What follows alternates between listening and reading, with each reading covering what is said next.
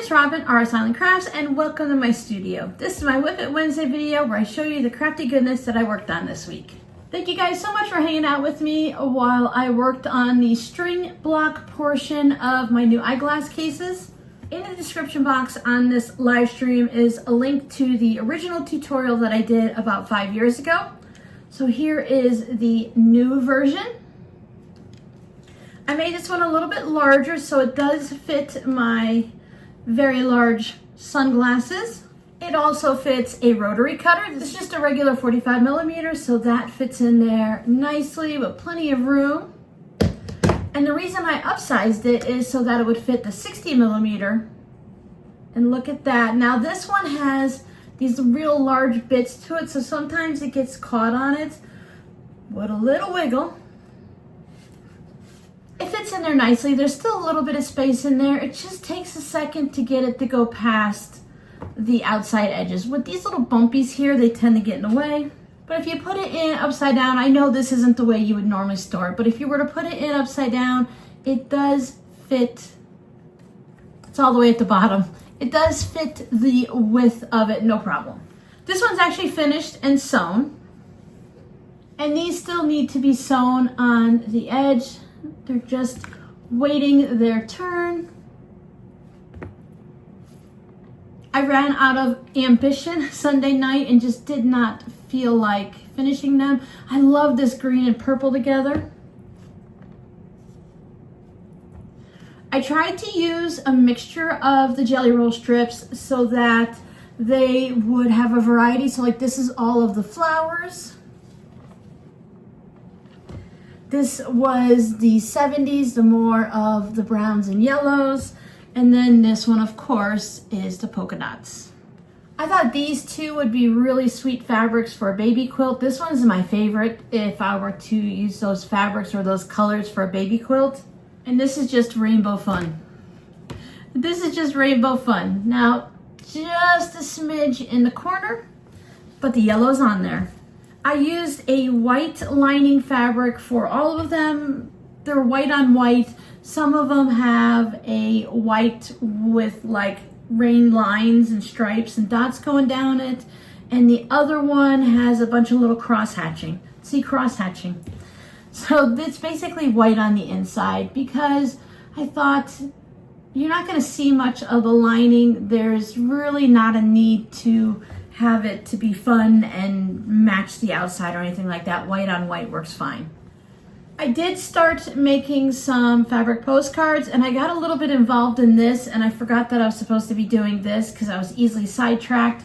But I did just take the scraps from trimming these from the square, trimming down, and whatever came out from the string blocks, I just put them on. And again, I tried to use all of the fabrics and I wasn't as particular. This one already has all of the quilting on it. You can see where I just pieced, I didn't even piece the fusible fleece, I just made sure there were straight lines. I laid it down on the ironing station and put this on top.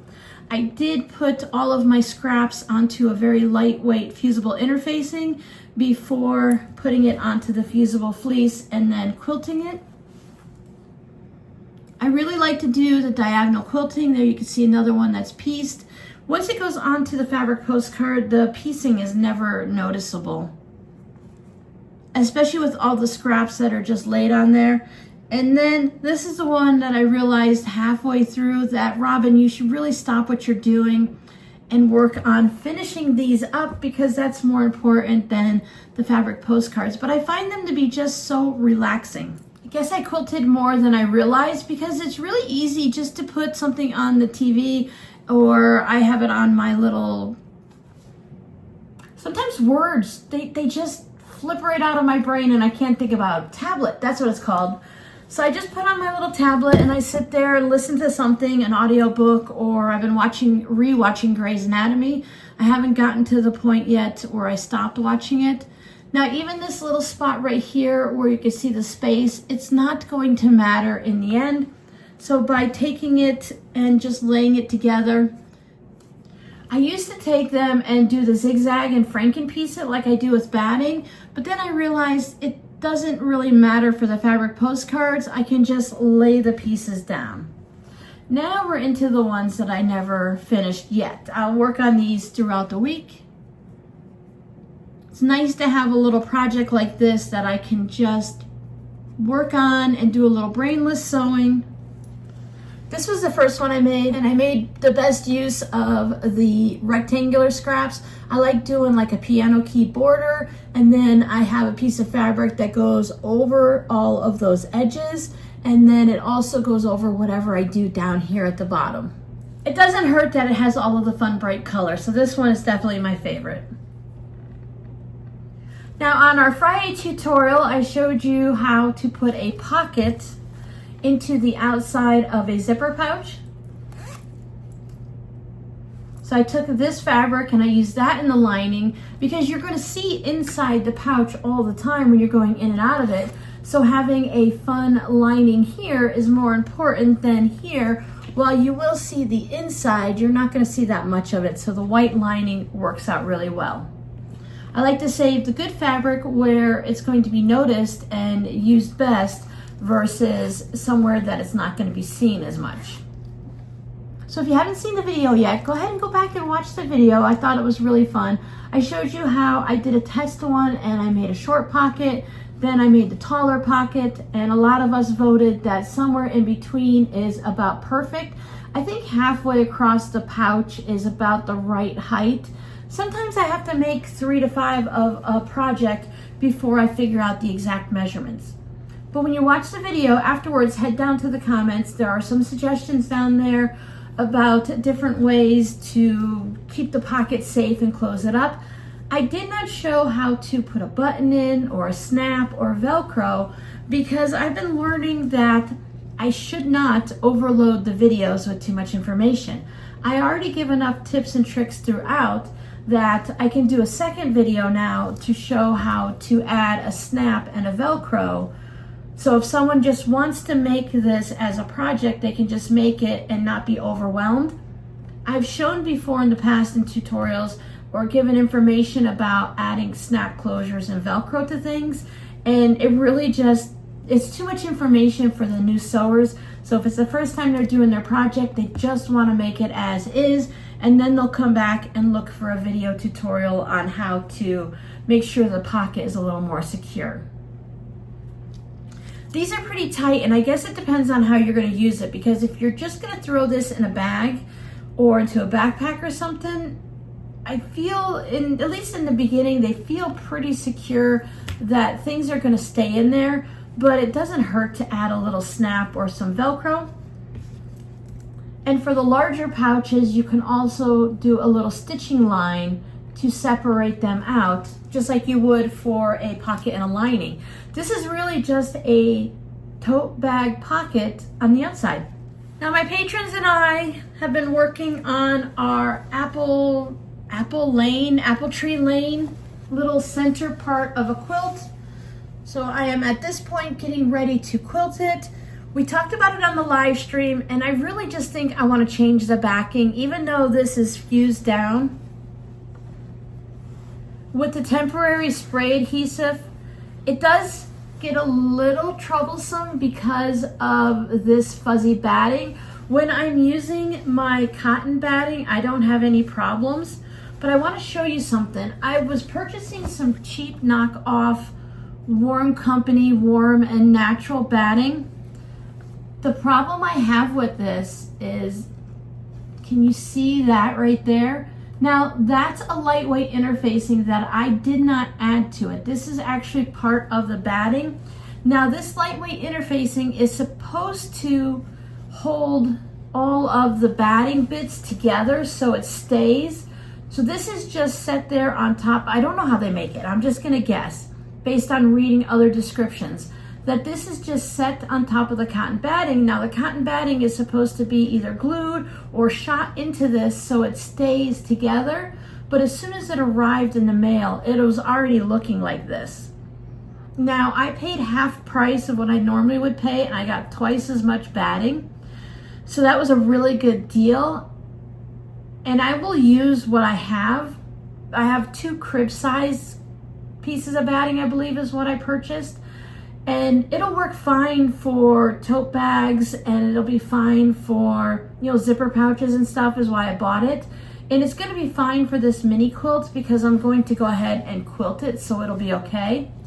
But if you change your mind and you wanna remove the backing after fusing it, or if you're not going to do a lot of quilting on it, you have to remember that this separates so easily from that interfacing on there. Now, I buy from the Warm Company, and I buy their Warm in White, and that is needle punched.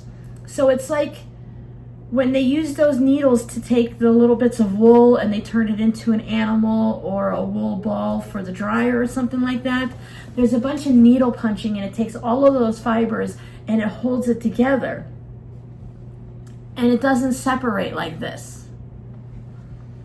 But we don't know until we try it. So sometimes it's okay to get something cheaper and it's just maybe manufactured a little differently. Maybe it's not the highest quality, but depending on how you're going to use it, it's going to work out fine.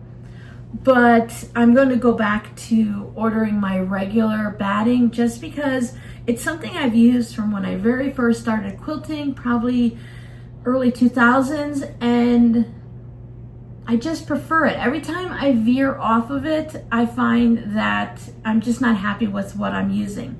Now, there are some really great high quality battings, like some of the bamboos and other ones. I just find I don't care for the poly cotton blends or the cheaper versions of this. I had also tried the cheaper version. I'm gonna look it up and I'll put the name down here of the brand of all of these items that I've tried, just so you can make a decision yourself. If you already know just by seeing this that it's not something you would like, then you could be aware of it. Otherwise, if you want to try it, go ahead and try it. You might like it more than I do. I don't care for the 50-50 polyester cotton blend, but other people love it. I do love this product though. I love this mini quilt, and it's going to be amazing. It will be going in the shop once it's finished.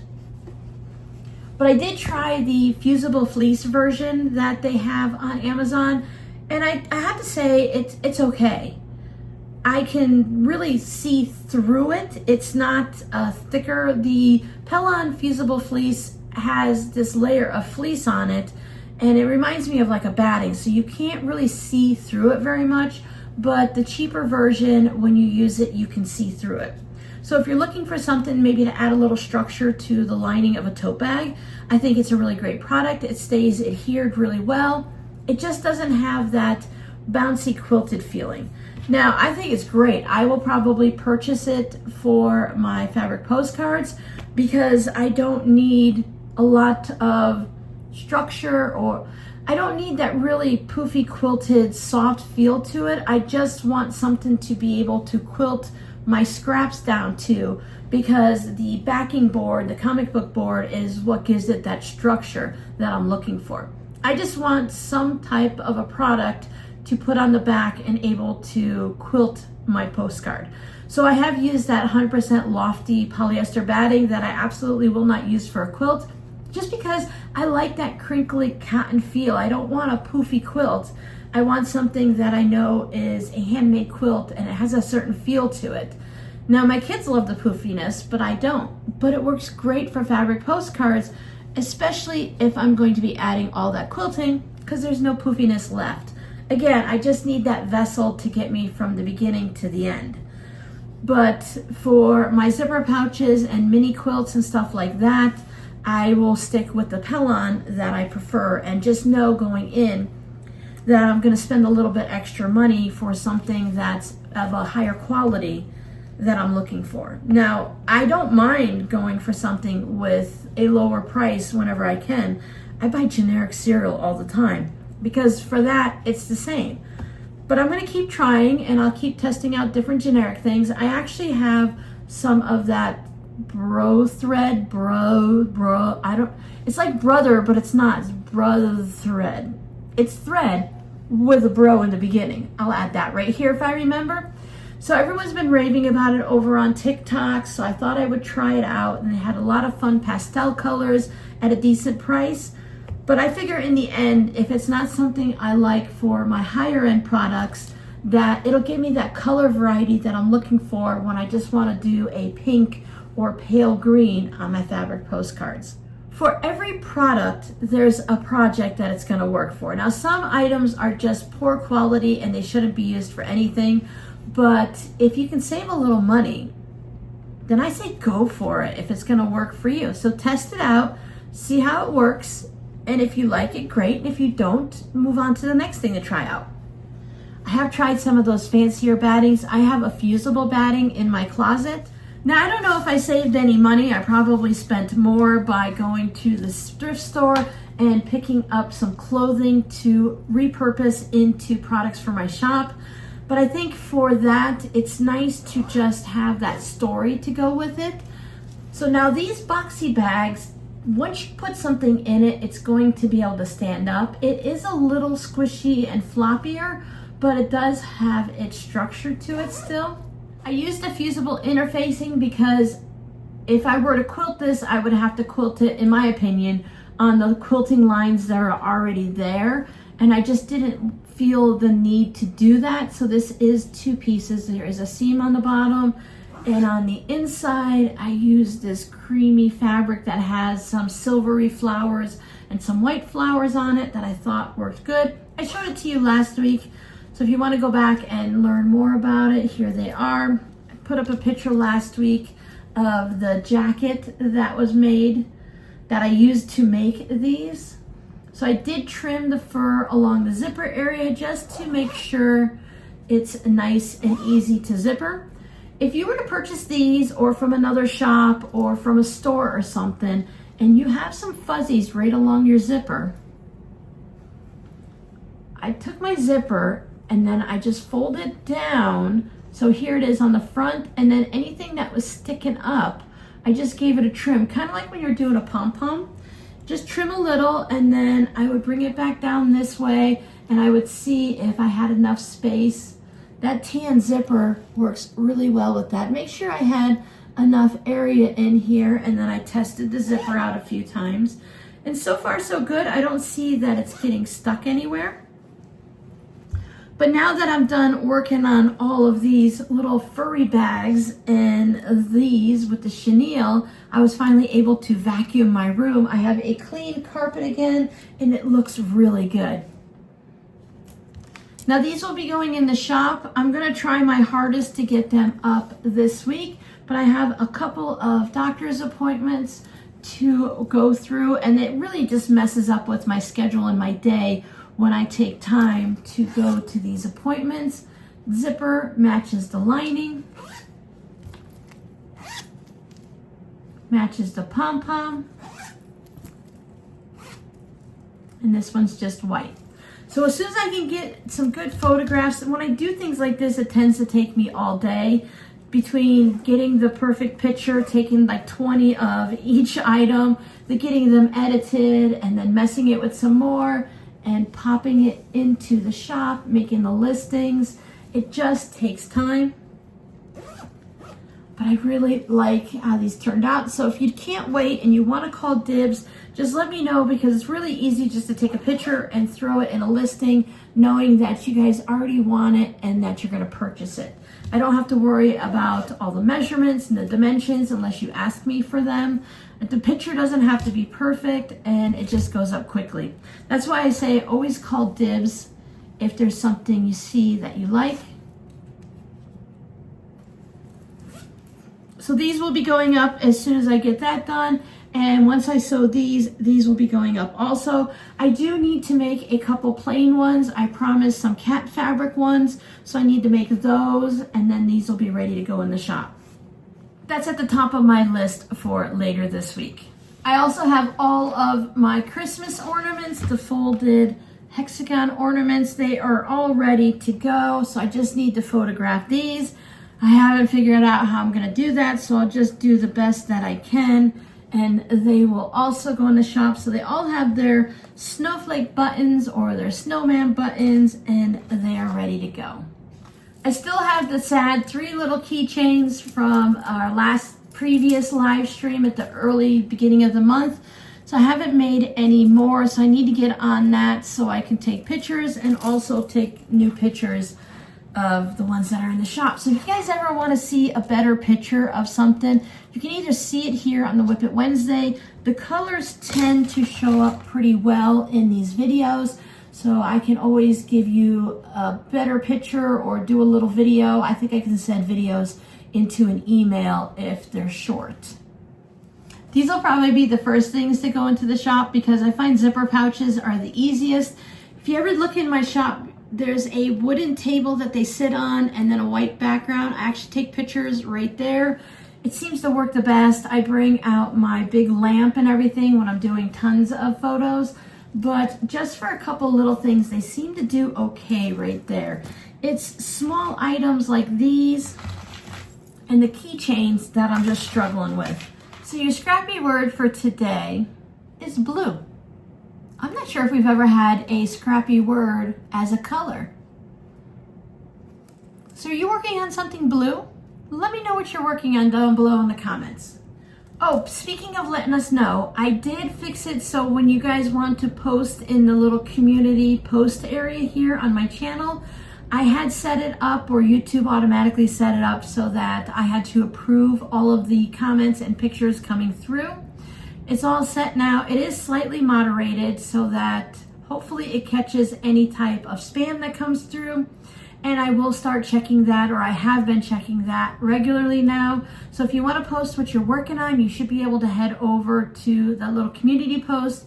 I talked about it in the live stream, but the basic functionality and the way to do it is to, while you're watching this video, down below, it'll say like RsIslandCrafts, so you know you're on my channel. If you click on my name, it'll take me to basically my YouTube homepage, and it'll have all of my videos. I know most of you guys have already been to places like that on YouTube. So when you go and you see all the videos, there'll be a little section above it where you could do the newest videos and the oldest videos, and there's different tabs and stuff for live streams and all of that, and shorts. So if you just look through there, it should say something like community or posts.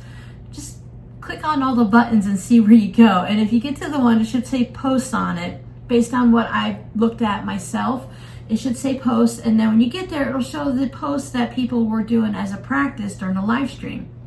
I thought it'd be really great when we come back in August and we do the slow stitching. So if people want to post what they're working on and ask questions and other people can help them, they can come into the live chat and say, hey, go check out what I'm working on. You can see it. So it's a really easy way to post pictures here and get a little bit of response.